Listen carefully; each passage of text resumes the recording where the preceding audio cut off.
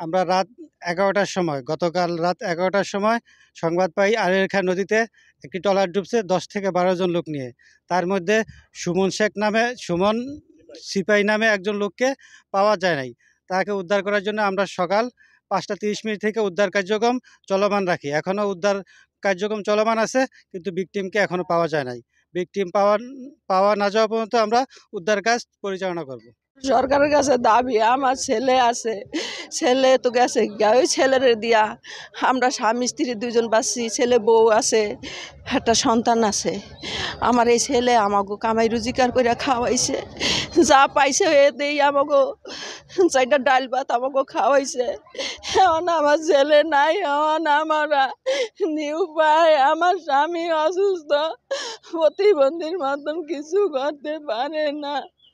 আমি ক্যান্সারের রোগী, আমি পারি না তা আমাকে চিকিৎসা করতে।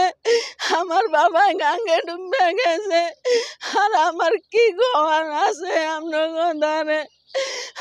যদি সরকারে আমারে সহযোগিতা করে তাহলে আমি বাঁচতে পারবো, নাহলে আমার বাঁচার কোনো কায়দা নাই। নগদ পেমেন্টে 500 টাকা পর্যন্ত ক্যাশব্যাক আর লেনদেনে প্রতিদিন ডিপ ফ্রিজ এবং ঘন্টায় ঘন্টায় এসি টিভি সহ দারুণ সব গিফট। বোর্ডের সাথে ওরা আর কি নাচতে ছিল আর কি, আনন্দের কথা ছিল। যখন ওই ট্রলার আইসা পড়ছে, ট্রলার সিগন্যাল দিছে যাও গো ডাইন দিকে যাও, ওরা ডাইন দিকে গেছে, কিন্তু ট্রলার আয় পরে ডাইন দিকে ওই ট্রলার উপরে মেরে দিছে। পরে যারা ছিল সবাই সাঁতরে নেমে গেছে গা। আর একটা মেয়ে ছিল, ওর নাম হলো বিলকিস। ওই বিলকিস বলছে যে আমি দেখছি ও লাফ দিয়ে আগে পড়ে গেছে গা, ঠিক আছে। তারপরে ওরা সাঁতরে উঠে গেছে, কিন্তু আর কোনো খোঁজ খবর পাওয়া যায়নি।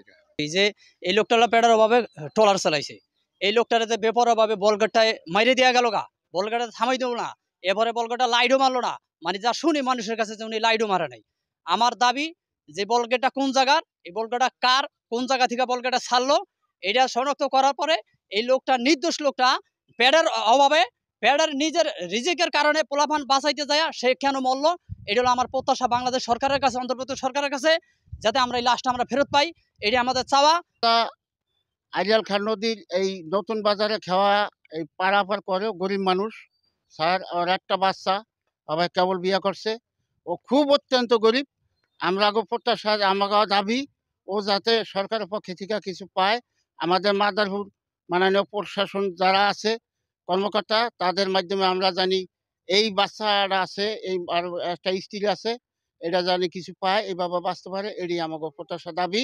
11টার সময় খবর পাই যে একটা ট্রলারের উপরে বাল্কহেড, খালি একটা বাল্কহেড আঘাত করে লোকজন যারা ছিল তারা নদীতে পড়ে গেছে। ওই সংবাদ পেয়ে আমি রাত্রিবেলায় চলে আসি। আমি রাত 2টা পর্যন্ত ছিলাম। রাত্রিবেলা উদ্ধার করা সম্ভব হয় না। পরে ডুবুরিদের সাথে ফায়ার সার্ভিসের সাথে কথা হয়, তারা বলে সকাল থেকে অভিযান চালাবে। তখন থেকে আমরা রয়ে গেছি রাত থেকে, এখন আসছি। ফায়ার সার্ভিস থেকে লোক আসছে 5 জন ডুবুরি, তারা চেষ্টা চালাচ্ছে। আর 15 জন যাত্রী ছিল ওই ট্রলারে, 14 জনই উঠছে। আর ট্রলারের যে মালিক সুমন, সে ট্রলারের মালিক এবং ওই ট্রলারের চালক, সেই শুধু নিখোঁজ আছে, আর তার ট্রলারটা নিখোঁজ আছে। উদ্ধারের জন্য সর্বাত্মক চেষ্টা অব্যাহত আছে। ফায়ার সার্ভিস আছে, যতক্ষণ পর্যন্ত অভিযান চলে ততক্ষণ পর্যন্ত আমরা থাকবো এখানে। এরপরে আইনগত বিষয়ে অভিযোগ কেউ দায়ের করলে আমরা আইনগত ব্যবস্থা গ্রহণ করব, তদন্ত করে বিষয়টা আমরা আরো খতিয়ে দেখব।